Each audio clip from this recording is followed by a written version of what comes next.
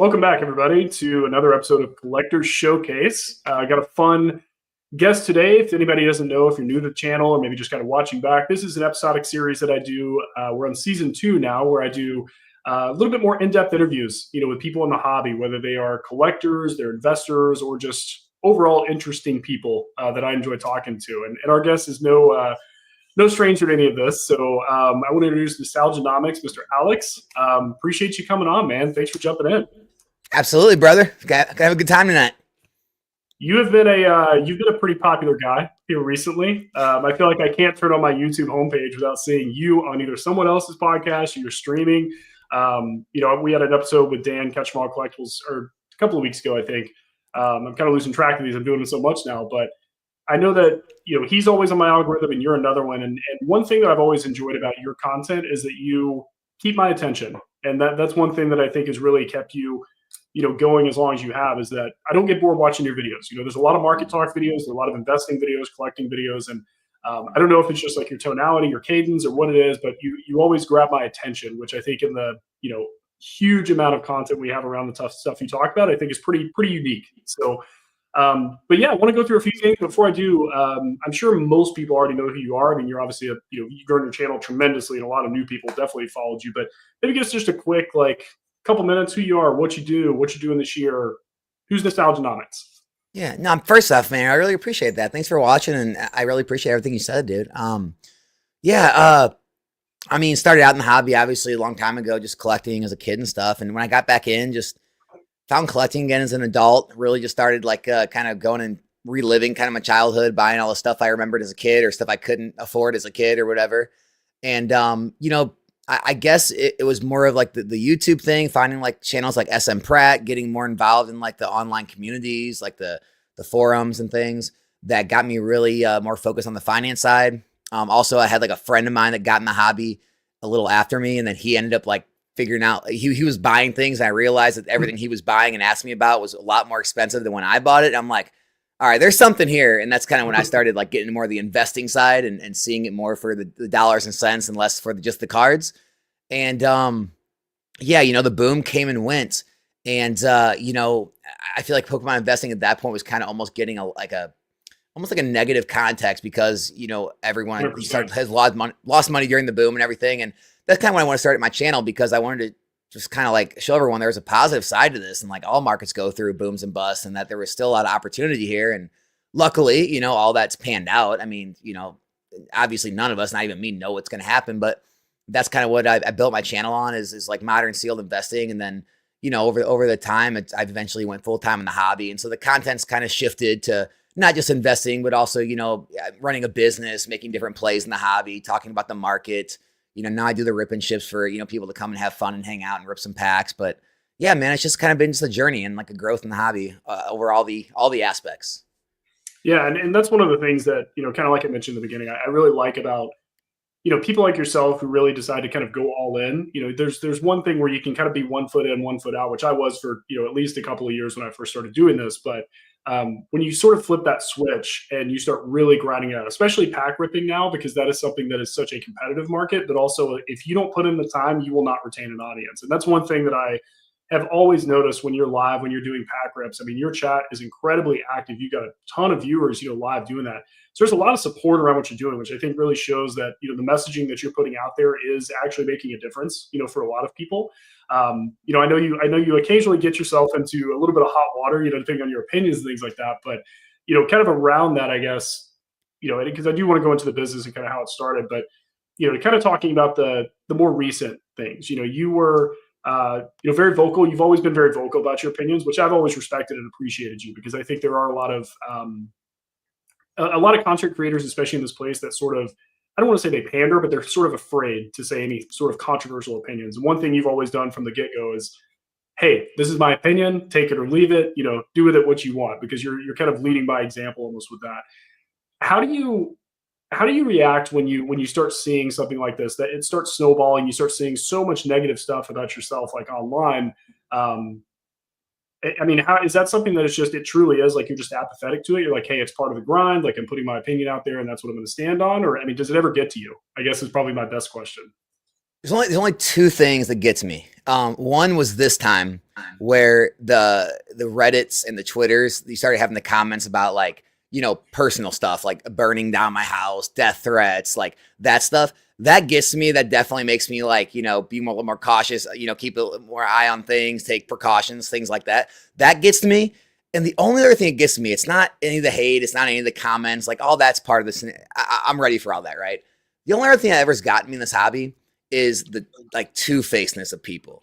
Is when you've either had conversations or you thought you had a relationship with people, and then because of like something you said or something that happens online, you see them can do a 180 and completely switch up on you, and you're like, oh, okay, I see your true colors now. That's the stuff that has really kind of gotten to me more, like almost like, oh, I thought we were kind of friends, maybe not great friends, but definitely friends, and now you're gonna go make trashing me, and you're gonna start like taking that side because of like a thing I said or a video I made.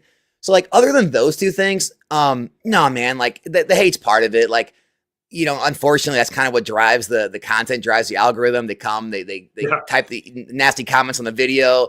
At least they watched it for a second. At least they clicked, the thumbnail did the trick, whatever. But yeah, I mean, because think about it, it's a bunch of nameless, faceless people online that you have. They don't affect your life in any way, shape, or form unless you let it. And I think as long as like you like, I guess, are having an enjoyable life, have like a solid like friend group or family group, I don't think it should affect you. I think people that make the online like their entire life, it probably affects them more. But for me, right. I mean, I'm kind of like in between like the, I guess, younger millennials and Gen Z and like, kind of like the older people, to where I grew up when technology was coming out, but I was never like a huge like social media online guy. Like I still don't play like any of the new like, online video games. Like I'm not a Call of Duty, right. Fortnite player. I never had an Instagram before I made one for my channel. And so it's like, I don't have like a super addictive like need for social media. And I think that helps too, because I have a regular life and then I have like my business online life, and I'm able to like, get away from the online and still live my life, even though craziness is going on online. So I think that helps. Well, I think that's, you make a good point in kind of drawing a distinction between, a content facing, I don't want to call it a persona, because I think there's a lot of authenticity and truth in what you do and your messaging. And I think that's proven by how consistent your same messaging has been across the years that I've watched you. But, especially when it comes to people like threatening like personal attacks or things like that, or really taking like true social media content as that is who this person is based on their opinions on shiny cardboard. I've always, that's really where I kind of wanted to be curious about like what your thoughts were and how it affects you, because I love the idea of you being able to kind of separate the two, because I know I can't even imagine how many hours a week that you're putting into Pokemon right now. So I'm sure that personal life definitely takes a little bit of a back seat sometimes, with how much you're working. So it's good to be able to have a distinction, in that. And, one thing that kind of around that you've been challenged on a lot is a lot of people tend to challenge like your quote unquote expertise, or they think that you're giving financial advice around all the time. Do you ever feel like you have to, because you put out a lot of content. I've watched a lot of it, but I haven't watched all of it. Do you ever feel the need to, let's say, quote unquote, show the numbers? Like to say, hey, here's the results, guys. If you think I'm, full of it here, like here's your proof, like here's what's actually working? Or is that something that you're like, look, I'm going to put my opinions out there. I'm going to let the results speak for themselves personally, but I don't feel the need to show this off. Like, do you feel like you ever have to do that to these quote unquote faceless, nameless people? I mean, I know, because like Dan always gives me crap too. Like, throw me in the category of like, what does he call them? Pokemon investing cosplayers. And so, yeah. I mean, so that's why I made like some videos in my back room with like all my cases and stuff. And it wasn't everything I had, but I was like, well, this at least gives me enough credibility to show that I have, you can see I have 6 figures plus in Pokemon. Like you can see like my sales track record, I guess. I really don't know. I don't know. Like, because here's the thing. I could show a bunch of spreadsheets, but how do you know they're even real? Right. I mean, that's true. I look at things, how I would view things on the internet. And I'm like, well, someone else can show a bunch of spreadsheets, but it doesn't really, I don't know it's real. Right. Like, you can show a bunch of sales, but I don't know what your, margins are. Right. Like I could literally, if I wanted to right now, I could just go continue to buy and sell. I could run up a $10 million sales in a year. Maybe I break even. Maybe I lose money. Maybe I barely make money. And so like, I've never been impressed by like sales figures, because you don't know the margins. You don't know what they're putting in their pocket. So it's like, I don't really know what people would want to see to like prove to them of like what, would make you successful. Right. Like, I mean, I've look, my wife works a regular job. Like it's not like, she supported us. Right. So I left my job to do this full time. So obviously like I'm doing well enough to support us and, have a full-time income and leave a 6-figure job that I had before this. But other than that, and like showing, some of the positions that I have and things like that, Mhm. I don't really know how to do it. I mean, if you have anything you could tell me, like, I don't know how to like legitimately prove anything, if that To makes show sense. it, yeah, and maybe there's not a way, for a lot of these people, and because the thing is, I think, for a lot of people who are fairly engaged in the space at the level that we are, it sort of speaks for itself, right? And I have no reason to doubt like your opinion on there. I mean, you're always putting out content. There's always boxes around you. I love the Rudy-ish sit down in the chair, like with all the cases behind you. It's always great too. And again, I have no reason not to believe you because I think you really are like actually acting on the things that you're saying. So I think a lot of these, let's call them online trolls or just people who maybe just want to, you get the reactions, you get the comments, you get the dislikes, which is still engagement. So that's great. I don't think you can really prove it to these people. I don't think there's Well, anything you could show them, well, to and by the actually. way, like I've never been someone who pretended to be Rudy, right? I don't, Oh, no, not at all. a lot of people in this industry have far more than I do. Like I don't have anywhere near the like levels of investment that a lot of people that have done this series for years have. And like, I don't think I've ever, said that in a video, ever like try to give off that persona. It's like, I've always been the person who's saying, hey, anyone can literally do this. If I can do this growing up, in the Midwest, middle class, just putting extra money into modern sealed boxes over the years, like can do this. Anyone can. And so, I mean, yeah, I have multiple 6 figures now in Pokemon, but that's taken me, 10 plus years to being in the hobby to build up. And so it's like, I've done this math before, but it's like, let's just say, take a random number. Let's take like $250,000. And if you divide that over 10 years, that's 25 grand. If you divide that over 12 months, that's $2,000 a month. Now, that's also with appreciation over 10 years. And so realistically, you could get to, a couple $100,000 in Pokemon in 10 years by probably $500-$600 a month putting into it. Mhm. When you take into all the appreciation we've seen over the last 10 years in the Pokemon hobby. And so I think people see it as like unbelievable, but in reality, it's not even that impressive. Like I'm not even that impressed. I could have been far more ahead than I was now. I was honestly too conservative with my approach in Pokemon. Yeah, I think we all feel that. That's one thing, yeah, you look around and, I think when you're newer to the hobby, let's say like 50,000, 75,000, 100,000 sounds like a lot of money. And it's really not. If you're really in deep in this and you know of some of the people and some of the money being exchanged, at least in the collectibles market today, really until you start hitting like those upper 6 figures, maybe even 7 figures, that's where it's like, okay, these people are really making moves. But I Yeah, completely now agree I with don't you. have anywhere near like some of the big names, like, the Poke Revs, the Cool Trainer Ryans. I mean, even Poke Right. Plumber. I mean, Poke NE. Yeah. Like, I mean, just go down the list, right? I don't have anywhere near the numbers they do in the hobby, and I'm very honest about that. But there's people that have way less than me that have just as legitimate opinions or takes, and they can be right when I'm wrong. Like, I don't know if it really matters, like how much you have or how like how like hard you're playing. Like maybe you could say, well, if you really believed in it, you'd be playing harder, but I don't know if like the amount you have really like diminishes like your take over someone else's though. Sure, because there's some people that are more liquid. Like they may not always sit on inventory.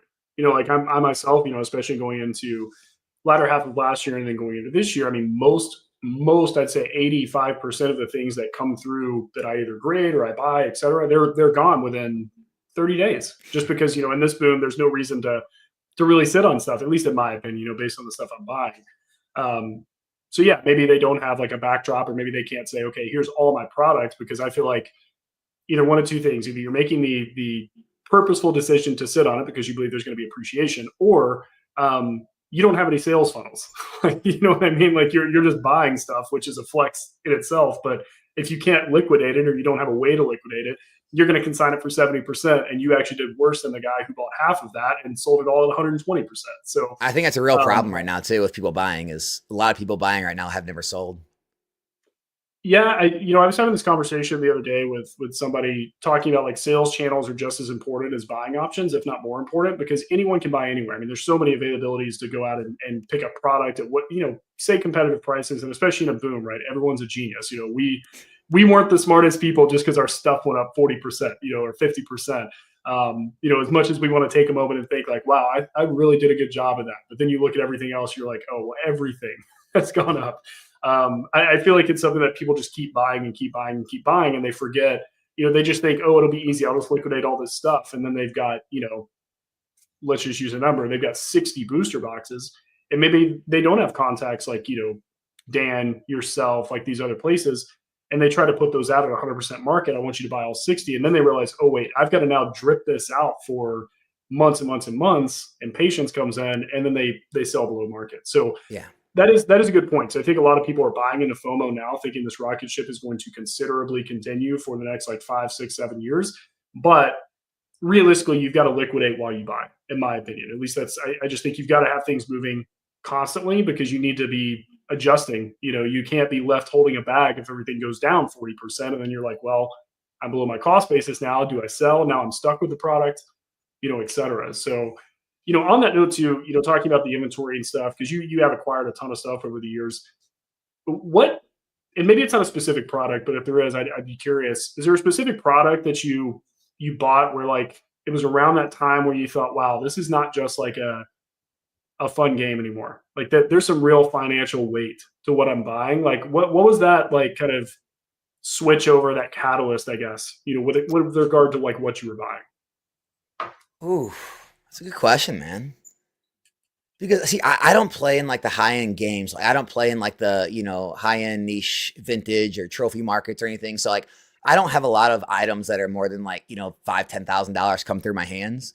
So I don't know if it was really that. I think it was when did you realize that, hey, these are growing in value? I know you said your friend was starting to sell stuff for more than you bought it for. Was that like one of those kind of, hey, maybe I should look at like what the total is now that I've got sitting here? Like, was that it, or was it just? Yeah, that's the day I became an investor. Like that was the day where I stopped buying things because I liked them and wanted to chase nostalgia from my childhood.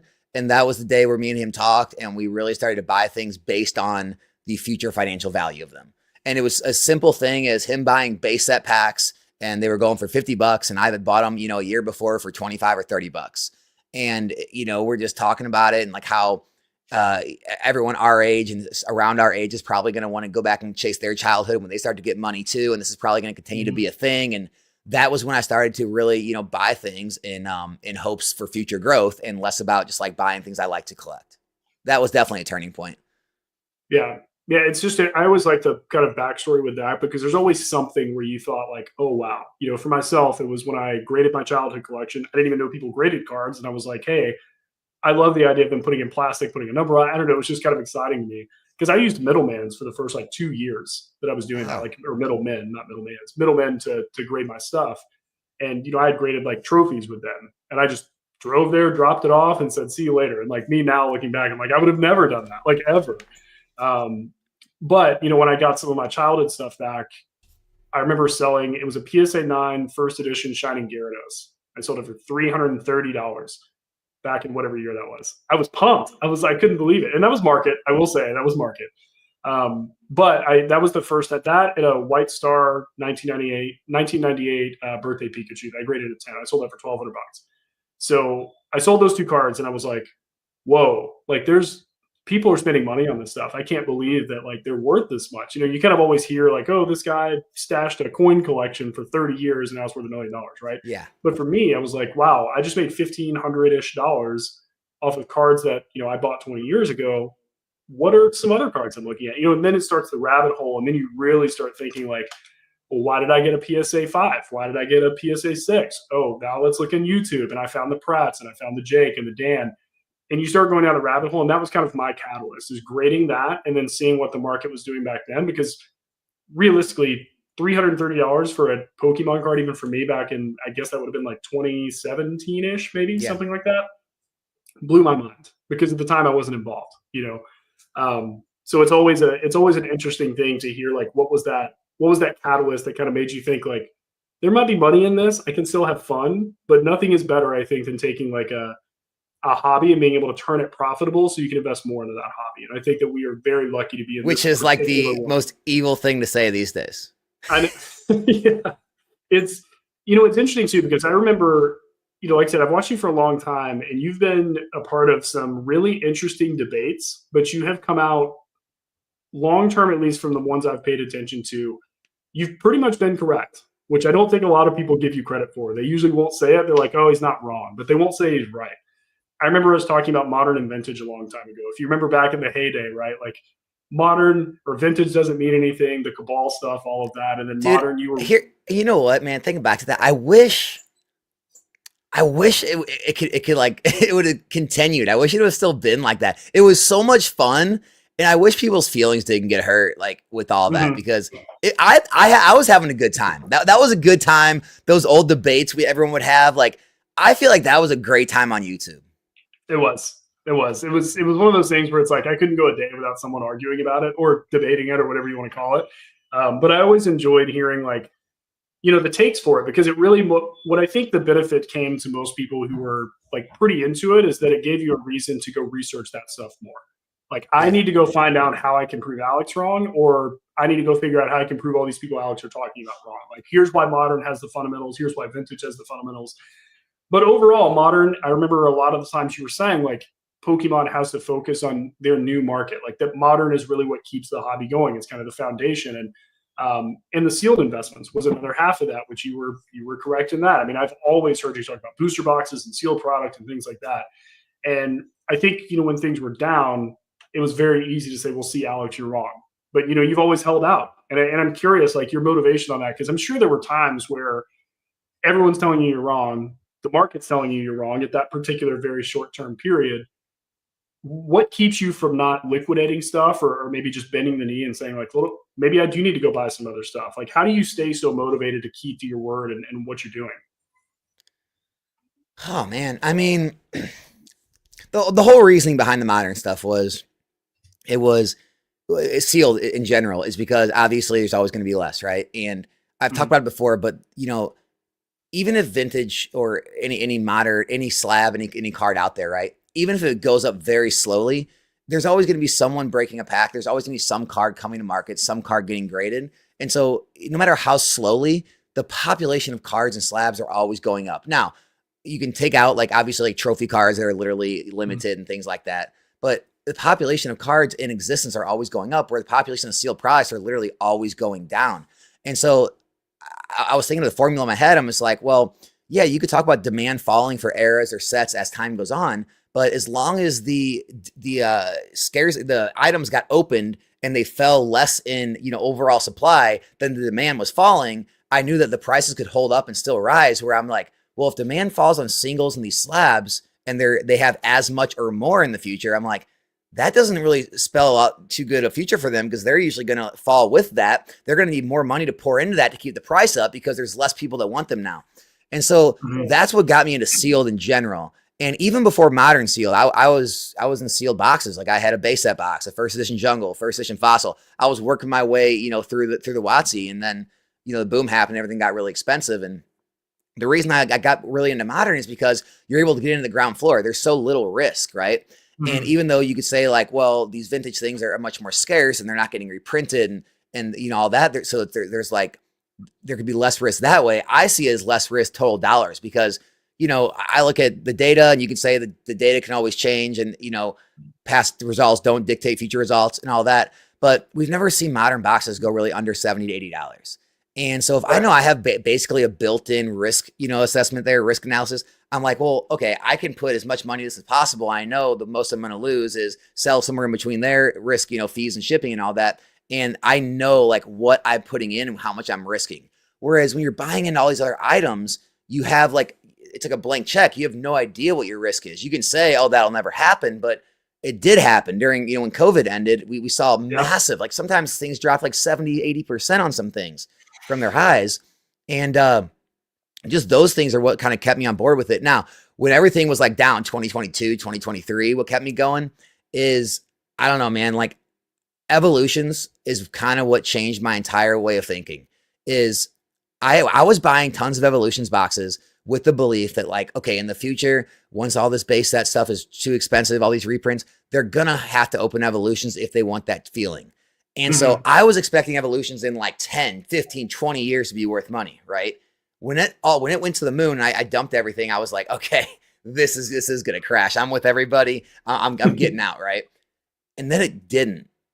And then I Mhm. saw evolutions come down to like 750s. I saw a lot of the modern boxes that had run up, hundreds of percent, drop like 10, 20, maybe 30% on some, and they held and they were still selling. There was sales volume. And that's where I kind of just clicked. I'm just like, this is not going away. It's continue to be a thing. There's gonna be more generations get into it. People like me are gonna continue to come back to the hobby, and there's gonna be less and less every single time this happens. And so like that was kind of what did it for me was the initial pump and then kind of the hold and the increased sales volume afterwards. And that's why I just kept getting into the newer stuff, knowing that eventually Sword and Shield would have its day, eventually Scarlet Violet would have its day. Well, it's almost like a second chance, right? Like we'd all love to go back and buy a base set box for MSRP or $100. And that's one thing that, even myself, I was very, I was a bit more closed minded, to it because I was in the vintage camp for a long time of this makes sense, right? What is the SM Pratt thing, right? It's like rare, scarcer, mint or better or whatever it is. Older, rare, mint or better. Come on, man. That's right. I know SM Pratt's phrase more than you. That's true. Hey, one video a year, right? I can't remember the last time the most recent video, and it was like a year off. But it's interesting too because I did change my entire mentality around that. So like yourself, I've always watched your content, and that's one thing I think that people should kind of take away from this as well. And just kind of a side note is being able to watch a lot of different people's type of content and different people's opinions on this stuff, because there's no way I would have seen anywhere near like even the level of success I've had in Pokemon without thinking and challenging kind of my own thoughts of like, if I was just in the vintage camp forever, I would have so much money tied up in so little items that were not that liquid. My joke usually when I would go to CollectCon is I was like, it's like I buy the most illiquid items and they're very expensive. And like, I would make sales. I had modern stuff, but that was the thing that was always selling. It was like the modern stuff was so liquid. And after watching yourself, and then I'll never forget there was a video, Retrospects, which I think most people watching this probably know him, but great YouTube channel, Retrospects is who it is. He put a video out where he talked about kind of the same mentality of being in the vintage camp, saying, hey, here's all the check boxes that make sense. And then he explained it as like missing the forest for the trees by not paying attention to modern, like not just ignoring it and pretending like, oh, these people are not smart. They're just buying all that stuff. And between your content and his, that's where I went, okay, I've got to learn about this. I've got to start paying attention to this. And what's interesting with everything you just said about, evolutions and kind of paying attention to like modern boxes and things like that is you told people this like openly. A lot of people who maybe figure out, let's say, quote unquote, a formula, they're going to keep it to themselves. They're going to just silently buy and like do all this. You've kind of been very transparent with that and said, hey guys, here's what I'm doing. Here's what I'm thinking. Here's why I'm doing it. And I think it's very interesting for someone like yourself to put all these opinions out there and receive so much flack, back about it. Hey, you're wrong, you're wrong, you're wrong. And then you turn off your computer and you look at what you have and you look at your sales data and you're like, well, no, I'm not actually. So I'm sure I've only seen a few moments where I've seen you get kind of frustrated with like, maybe someone in chat or maybe somebody made a video about you or whatever it is. Absolutely. And I can only imagine what it is to kind of like have people tell you you're wrong. Like, hey, the sky's red. And you're like, it's blue. I'm looking at it right here. Like, I don't understand. So, no, it's just interesting. I mean, I would say that, modern investing and collecting and all of that has been an absolute rocket ship. And I do see it as, you always have new people coming in the hobby. And that's going to be, I think, what the big driving factor for me was. And I'm curious with you too, because you arguably have a ton of new people that find your channel at this point. I mean, the algorithm has blessed your channel to the moon right now, at least in the last, few months. What do you say to these new, and I know you put out content about this, but I guess just on this channel, for anybody watching or watching back, new people who are coming in, do you have a different message for people collecting versus investing, or are they buying the same stuff? Oh, collecting, man, collect what you like, right? Yeah. It's one of the worst, like the phrases that I think we probably had debates on back in the day is like, I always attacked that phrase so much when people say, buy what you like. It's like, no. If you want to collect what you like, right? Spend your money, right? Keyword, spend your money. But when you're investing, when you're looking for something that you want to appreciate over time, you can't just buy what you like. What if you like something the majority of people don't like? When you're investing, you want to try to invest in things that have obviously, whatever different metrics you're looking for, but also that you think people are going to continue to want and buy in the future. The majority of other customers to get that volume. And so when you're collecting, just see it as you're spending money on entertainment, right? You're going out to eat, you're going to a concert, you're going on vacation, you're buying yourself something you don't need. That's what you should be buying. And then if they appreciate in the future, that's just a win-win, right? So like that's why I tell collectors, when new people come to the channel wanting to invest, I'm very honest right now. Like the market is crazy. But you know, the point we're at right now, I really think like I've asked this question to like everybody. I can even ask it to you, and it's just like most people like they don't really know how to answer it. But like some people even say, yeah, it kind of makes sense to still buy. It's like if you had to pick one or the other, buy every single Scarlet Violet box on the market right now at the current market price, or you had to wait for a year and buy them all at the market price in a year. What do you think is better? And you could definitely cherry pick and say, well, I think I would wait on Vivid Volt, or I'd wait on a Surging Sparks. I'd wait Right. on, you know, Prismatic. But like, that's not, that's too if you easy. could say though, all or right? nothing, I still believe, I think you'd probably be up. If you bought every box right now in a year, I think you'd probably be up in total. I think with a 12-month turnaround time, the average, I think you're absolutely right. And like I do. that's why I tell people, I'm just like, look, like, yeah, some of these early sets are a little high right now. Maybe some of these Sword and Shield sets, maybe you can still find some Crown Zenith stuff. Like there's definitely opportunities out there, but yeah, it's much more expensive now. It's much harder. And also one of the things even I've been kind of kicking around and I'm not sure of yet is the returns we're going to see because of the higher price points. Like, are these higher price points? Does that mean the items are going to move to like to new higher price points faster or further?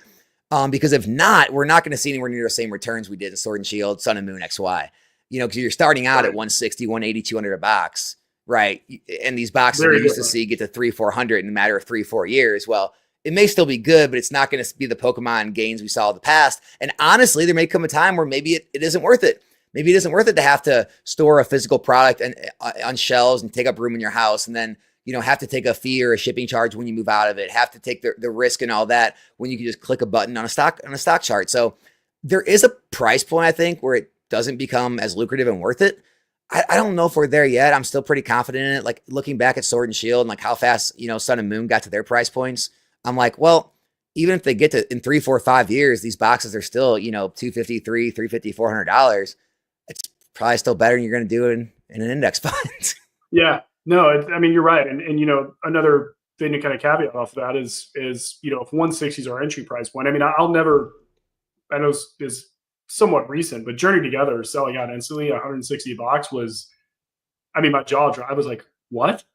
That is what is there? And I remember looking around, I was like, is there something I missed that this has, or like, you know, what's happening, or the enhanced booster box or whatever. I just couldn't, I let that leave my brain after I read that. But, you know, we could be seeing $800 to $1,000 boxes be a regular thing. That is an opportunity or an option because of the starting price point. And you know this, on the distributor level, prices are up, right?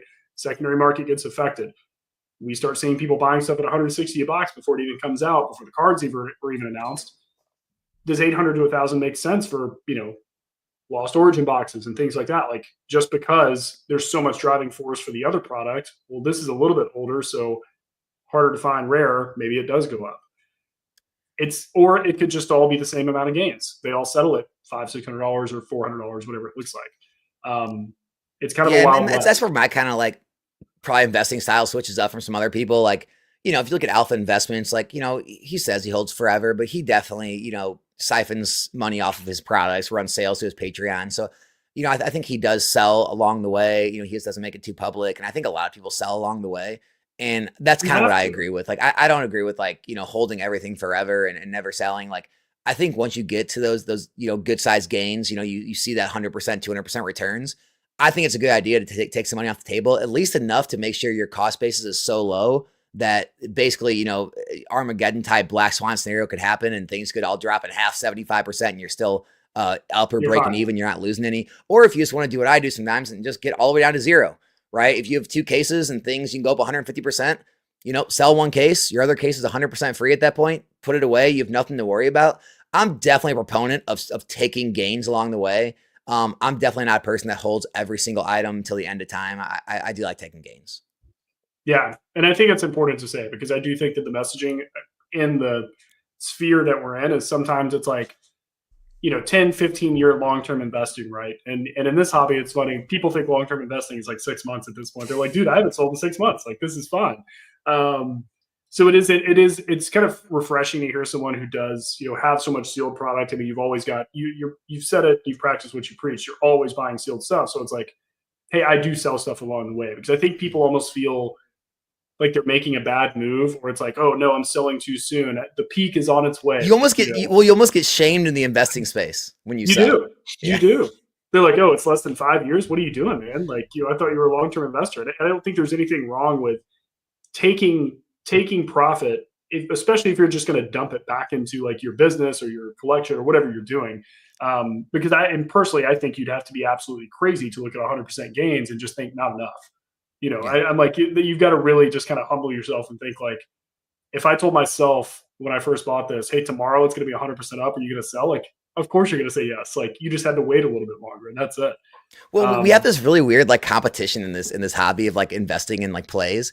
It's just like no matter how good someone's play is, someone has to tell you about a better play they made, right? Yeah. It's like, well, I held a team up box and it went from $100 to, 2,000. I sold it. Be like, well, that's nothing. I graded this card. Oh, well, that's nothing. I bought, XRP. Oh, well, that's nothing. I was in NVIDIA or Palantir. It's just like, all right, I get it. There's better places you could have made money. It's just like, I think people need to get back to the point of like, how do you feel that you can make, the best use of your money with the least amount of risk, or the risk profile that you want to take on, and sell at the point where you feel comfortable, where you don't want to continue to take risk of losing those realized gains that you had, and you think you can use that money somewhere else that's going to be less risky or it's going to grow faster. Like that's all this game is, and stacking up wins and continue to build that snowball. Because trying to like do this competition of like who's the better investor, who's the better like buy and seller, it's a game you're never going to win. There's always someone that did a better deal.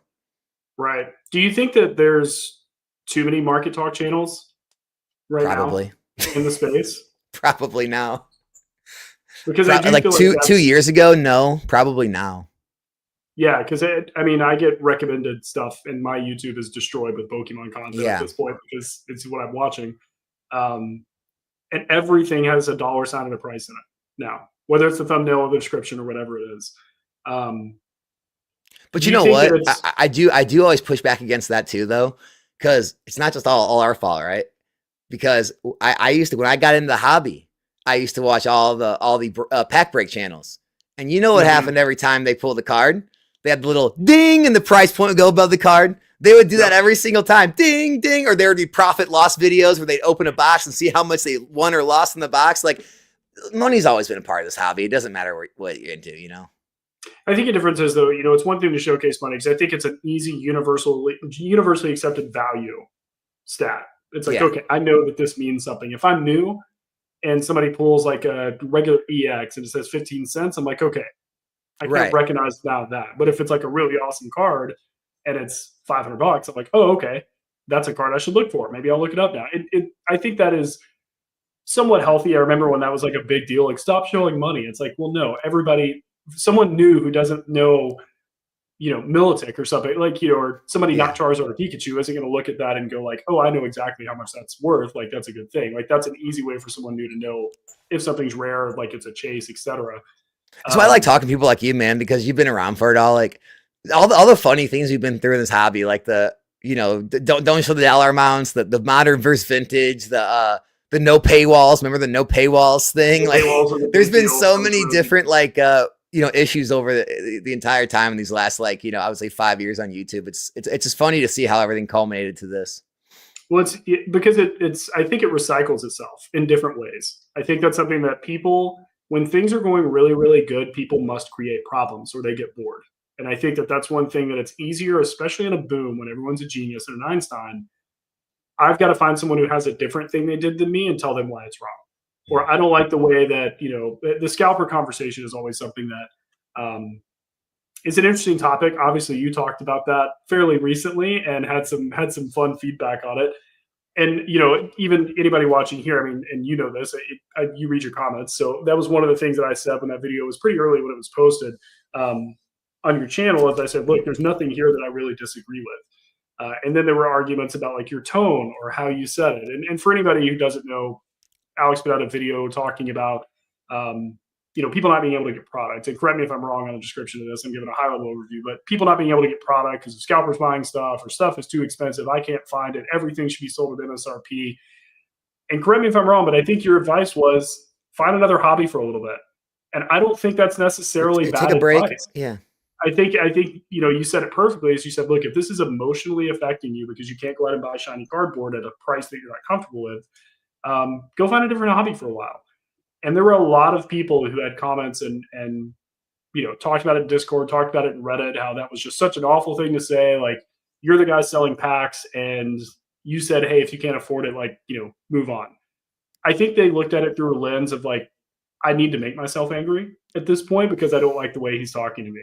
Well, Um, people, most of the people that came to the video, like, because here's the thing, what people don't know is the video had about a 93-94% like dislike ratio. Okay. It wasn't until the day that the Reddit and the Twitters picked up that clip that all of that army came and all like just immediately clicked dislike and started leaving all the nasty comments, that it went down to like whatever 60% or whatever it was. And so the funny part is the majority of the audience was liking it and agreed with it. It wasn't until it hit that, that like viral point where it got all of the wrong people seeing the clip that had no idea who I was, come to the channel just to give their 2 cents. So it's like, it's all about just finding like the two sides, right? It's almost like there's that, I used to do this. It was like Zero to Political. I think it was like a radio show where they would just go on a random YouTube video about nothing and say, okay, how many comments down until it gets political? And like, no matter what video you go to, there's some comment that'll get to like something about like either the right or the left. And that's how I feel about Pokemon. It's just like, no matter what you post, there's going to be someone wrong about something because there's two camps all the time, right? There's the have-nots and the haves. And, in these times, if you're one of the have-nots, you're going to hate the people who have it. And it just is what it is. And it's tough, because I think that you feel the same way. I mean, it means something to me. It resonates to me that someone can't go out and buy product open. And, I'm not a fan of the think of the children excuse. I think that's just the most low hanging fruit canned response you can have. Like, think of the kids, like, who could be buying packs. Cause I think that, again, this may be a slightly hot take, but I think a very large percentage of the people buying Pokemon cards are adults. Here's the funny part too. You grew up in the 90s too and collected back then, right? Yep. Yeah. 90 was when I was born. And yeah, I was there during all of it. Like in the beginning. You correct me if I'm wrong. I know maybe your area or your growing up was different, but like when we would go to the store or card shop and they didn't have base set because it was sold out all the time, my parents would say, oh, here's a fossil pack. I didn't want fossil. They give you fossil pack. Or you go to Target, they don't have any Pokemon there. Oh, they have these Topps cards that nobody wanted back then. Here, we'll get you a Topps pack. Grandma's Christmas present. Yeah, and so it's just like, that was another thing I said in the video that got really people upset. I'm just like, hey, if you can't afford the Prismatics or the Surging Sparks, go get Shrouded Fable. Go get SV Base at the time when it was cheap. Go get all these other sets. But it's just like, all those are still for something a pack. Why don't you get those? And that's one thing too, because I know you focus a lot on like booster boxes and things like that. And I haven't heard as many people talk too much through this, but especially now that you've swapped over and started doing a lot more pack ripping as part of like the business, and which is congrats on that, man. I mean, talk about a huge revenue boost. I'm sure you've seen. You do an outstanding job doing that, because I appreciate. I've had a lot of people ask if I'm going to do it, but it's I don't want to put the time into it. Like I could make the time, and I just don't want to prioritize that much that it takes. Yeah. But one thing that I'm curious about, do you think with all the pack rippers now and all the mediums and platforms that exist that have people ripping packs and the demand for packs, is there a situation where the quote unquote investment can move just away from boxes and packs only? Like it can, I don't need a sealed box anymore. Like an ETB, for example, your value's not there. You can find packs cheaper outside of an ETB. Obviously the promo makes up for it, but with all these premium collection boxes like Costco and Blooming Waters and things like that, it's like, is there a situation where, maybe in the next like 2 or 3 years, instead of seeing like people, hey, here's my huge booster box wall, it's like, no, here's my monster boxes just literally stuffed with packs. And that's where the real growth is, because people are going to sell boxes, but those boxes are being sold to streamers who are primarily going to rip them open and sell the packs. I did make a video on that actually, where I said that, just like I've always talked about, you always have to be like shifting when the market shifts and be able to like remain open to new things. And that's one thing I said in the video. Exactly what you just said is, it used to be more about booster boxes because that's the item everyone wanted. That was the item that became scarce and everything. But now with the rip and ships, it's completely changed the hobby. I mean, anyone that wants to sit back and act like the hobby is anywhere near the same as it was in 2021, they're not even close. Strongly not mistaken. Even close. the amount of product that we go through now because of all the rip and ships, it's I mean, people think that Pokemon's not printing any product, right? And maybe they aren't printing enough, maybe they are, but I mean, I've seen some of the orders that these stores are getting from this last booster bundle reprint of 151, and they're getting eaten up like that. The pack price didn't drop, it went up. And the amount of Crown Zenith that was printed in the last year with the Sea and Sky, the bundles, the ETBs, it got eaten up, and it's still rising. Yeah. And we're going there with so much product. Yeah, I mean, any packs, I don't care how you can get them, any packs right now are going to be valuable, because even if you can't sell them on eBay or TCG Player, you're going to be able to sell them to a streamer, post them on Facebook or Instagram or something. They will get eaten up because we all need packs. I constantly need packs. I have to put out posts every single week. I know Dan puts out posts every single week because you go through so many. And look, I know everyone's just mad when I say this because maybe they just don't look around enough. Guys, I am a small streamer. I truly am. I would say middle of the road. I know the revenue some of these guys do. I know how they have, multiple streamers working for them. They have full shipping departments. They have a large operation and capital, and they don't have a limit. That's what I think most people think, because I know you put out your list and you're like, look, send me everything. But if somebody comes to you and they're like, I've got 20,000 packs. That's actually happened before. Yeah. I believe it. Because I've heard the stories of guys with 15,000 Crown Zenith packs, and like they're ready to like sell to anybody. Even some of the bigger people in this hobby, because you're always buying from so many spaces, there's not a lot of people who are going to throw down $100,000 for packs up front immediately. Like they can slow roll that over the course of a month or two, but like one buy, people have limits. So I think that's so accurate, and I think that a lot of people don't realize this is they just think you have no limit, but you do. I mean, you really do have a limit. So it's yeah. Sorry, I didn't mean to interrupt you. No, you're right. But yeah, to go back to the point, yeah, I absolutely agree with you. That loose packs, any collection box that you can get, anything that's like on Pokemon Center, like that's where the sets have all moved up, and now that those items like battle stadiums or whatever it is, or tins are now good deals. They're all buys. I think anything with packs in it is a buy if it makes sense. Yeah, couldn't agree more. Well, guys, what we're going to do, we've got about 15 minutes left, so I want to go through as many chat questions as we can. So, guys, if you'll drop those now, I'm going to just go to the back of the chat, and we'll run through all those. I do want to shout out Rudy's Basement. Thank you so much for the super chat. Rudy's Basement, you are my third super chat of all time. So thank you so much, man. You made it top 3. He said the boys are back in town, which, yes, the Nostalgia Nomics army, dude, you have a loyal fan base, I will say. Every time you are on something, I see people talking about you. So thank you, Rudy's Basement. I so appreciate that, man. Thank you. Start with a question I laughed at even pre-stream. Mason, Pete, do you realize how much Alex is losing by being on Would You Rather Than Ripping right now? I can't thank you enough, because yes, he is correct. But hopefully there's a little bit of reprieve without, I'm keeping your hands. I'm giving him a rest day. You can talk to hobby. I was looking forward to it, man. And Mason, we're good. I switched the stream from tonight to Friday. We didn't miss a day. We're good. All right. Yeah. We didn't put a wrench in the wheel there, which is good. Let's see here. We've got Cardboard Hustle. Again, we in here to represent Nostalgia Nomics. I love it, man. It's great. Let's see here. Poolfather had a good question, and I think we vaguely touched on this, but he said, Alex, I get trolled constantly in my field of work. I'm curious how you handle yourself when people troll you constantly. So maybe let me extrapolate a little bit. Do you go in and you fight back? Do you ignore it? Like, maybe think of it from that. Because I know you said that, like, you got your personal, professional life on that. So what's your strategy with it? Oh, I definitely used to. Yeah. Like when I was first getting started on YouTube, I definitely used to, like, the reason was because, I felt like a lot of people were trying to, whether they were or weren't, it doesn't matter. But like, I just feel like people were constantly trying to like discredit my channel or my views because of X, Y, or Z. And so I constantly wanted to try to like fight back and explain, why I said the things I said and why my positions were the way I were and all this stuff. But nowadays it's like, man, we've been going on like 3 years on YouTube. I've been through so much.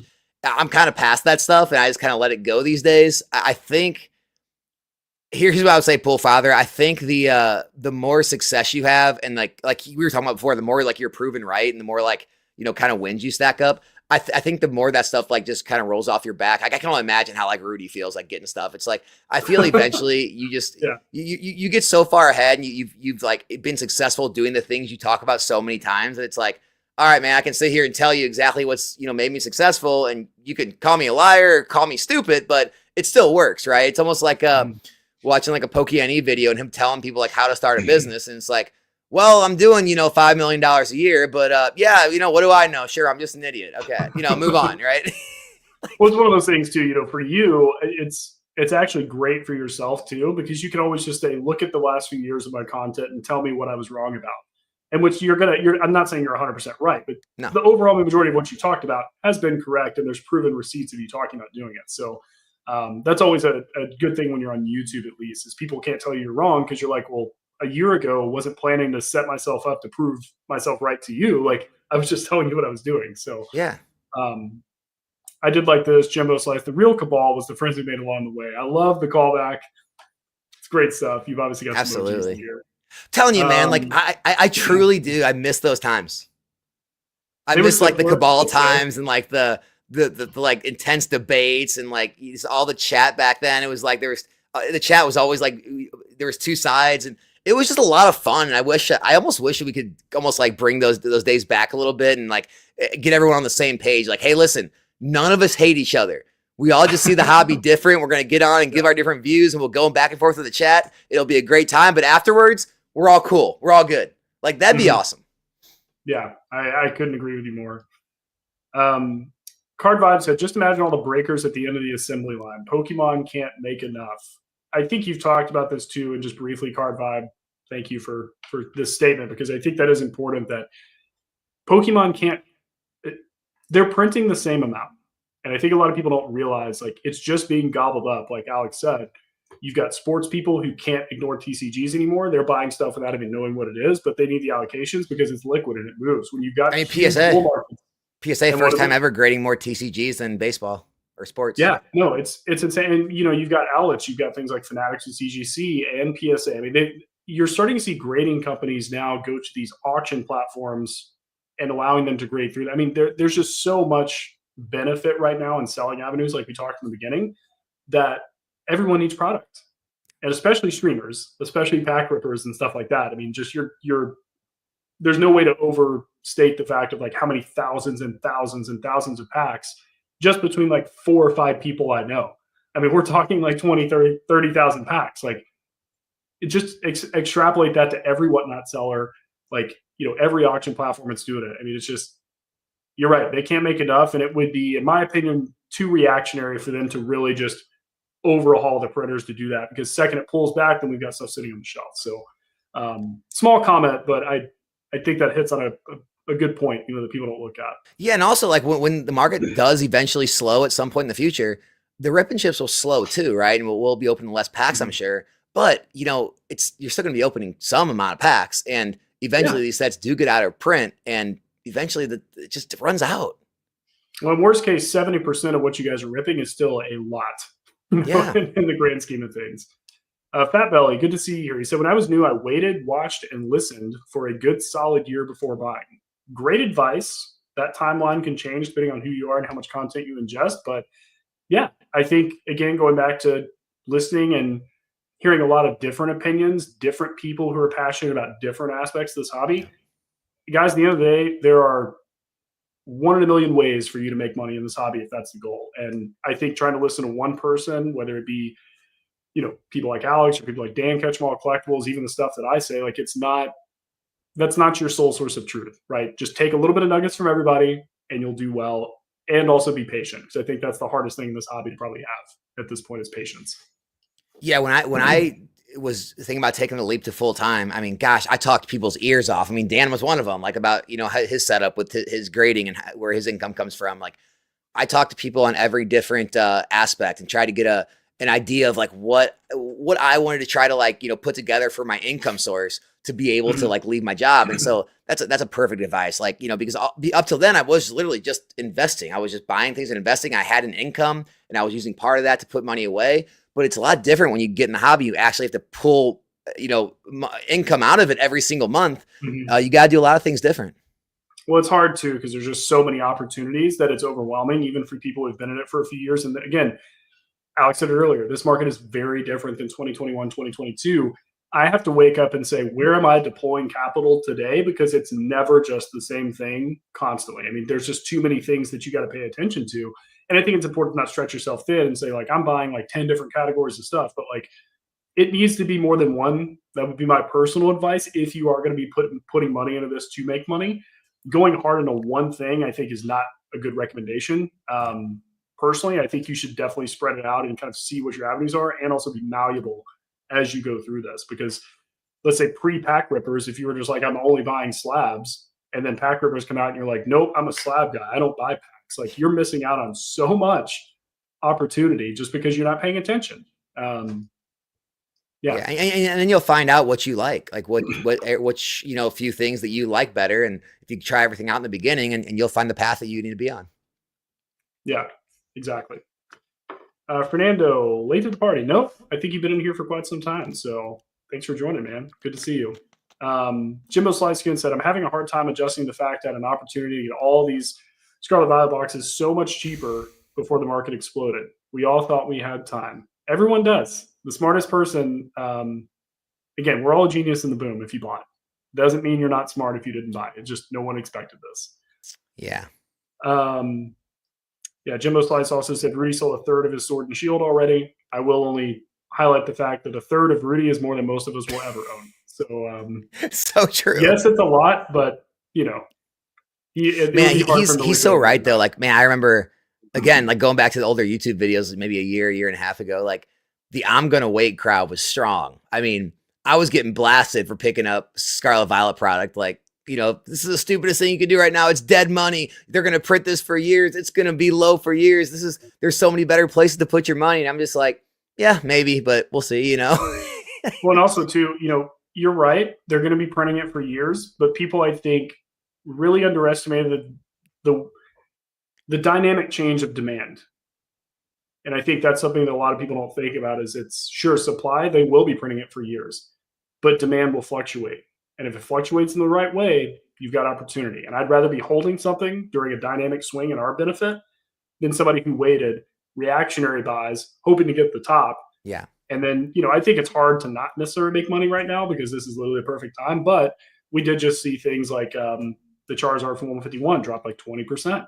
Yep. And somebody might have bought that and thought, I'm investing. This is great. It drops 20%. They've probably already panic sold. I don't recommend that. It's okay to buy and watch your stuff go down. Just plan on it to be an X amount of time frame that you have. Yeah. And you can't, it's like looking at your stock portfolio every day. Like there's no point. Exactly. Because why are you even, you're just going to bring yourself emotional anxiety. But that girl said, I love that comment. I scaled my pack opening because of Alex's advice. That's the type of stuff we like to hear.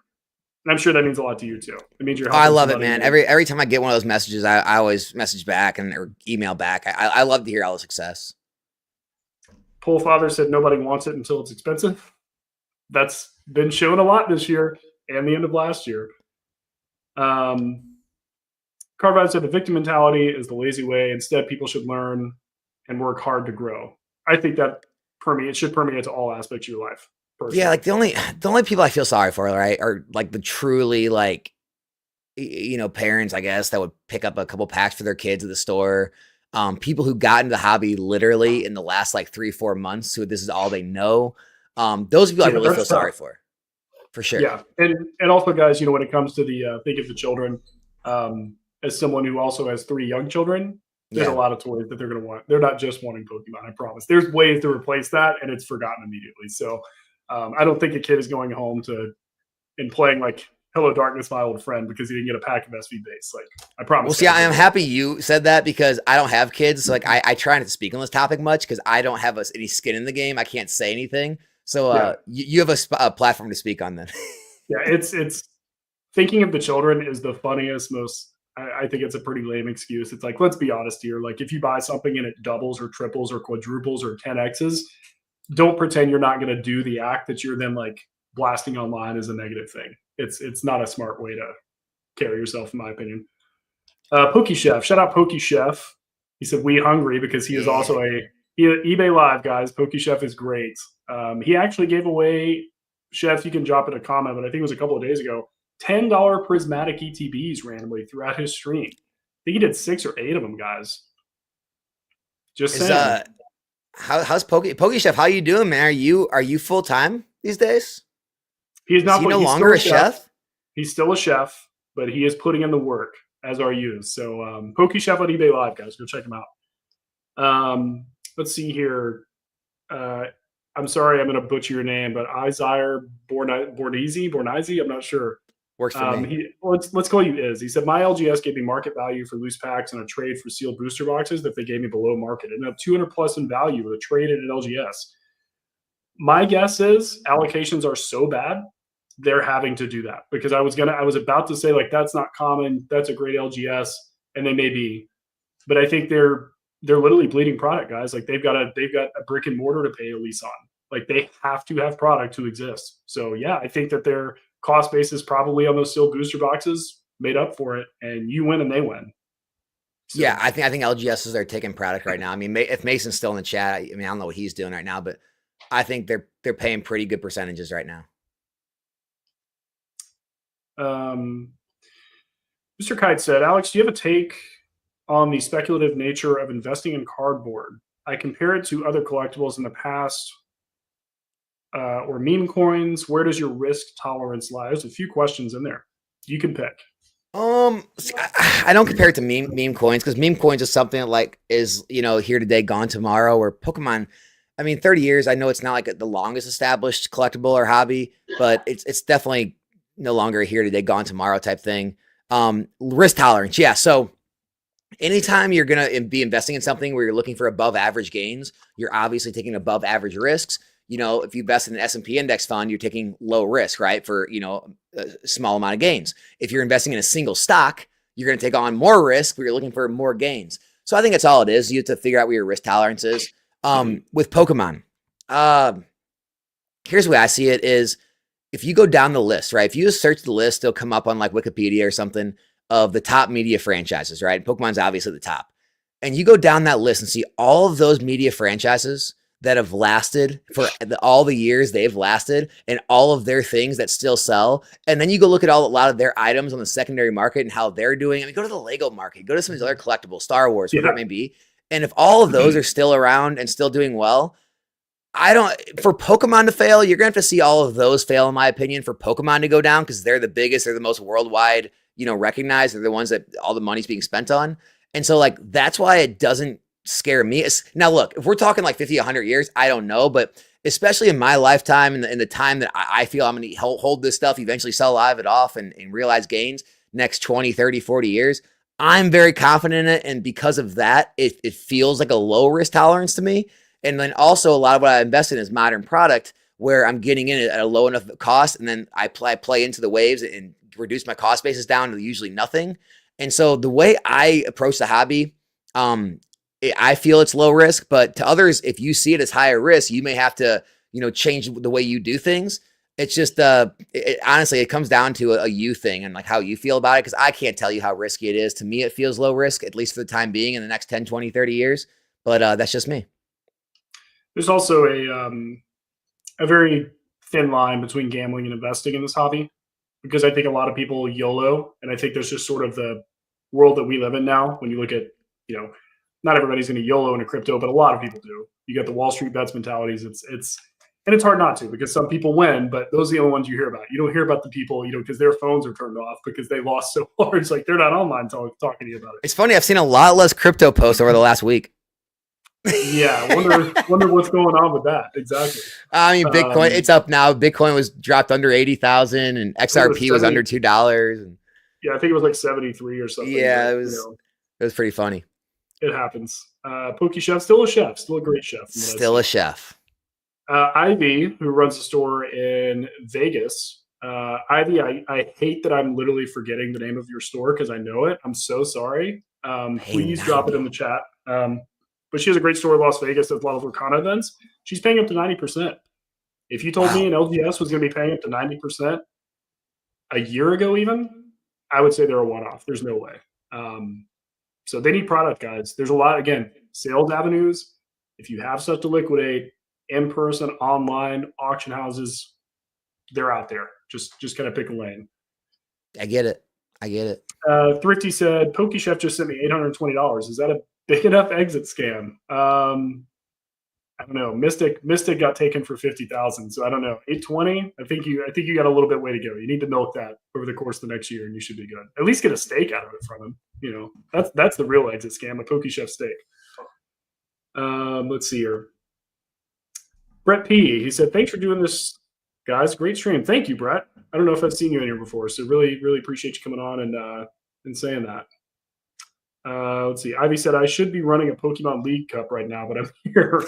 The sacrifice is real. Thank you, Ivy. I appreciate it. Trading Card Garage. Yes, I know. I'm sorry. That's what it is. Trading Card Garage. I'm sorry, Ivy. I like all the posts. I comment usually, so my bad. Can't remember my store name. My bad. Well, guys, does Ivy have is that like a YouTube? Is it a Trading Card Garage on YouTube? I know that she goes live a lot on Instagram. So you guys can follow their Instagram on there. She does live videos. Again, they do Lorcana tournaments. Ivy, let me know. I don't know if you guys have a YouTube for the store, but that would be pretty cool to see like that.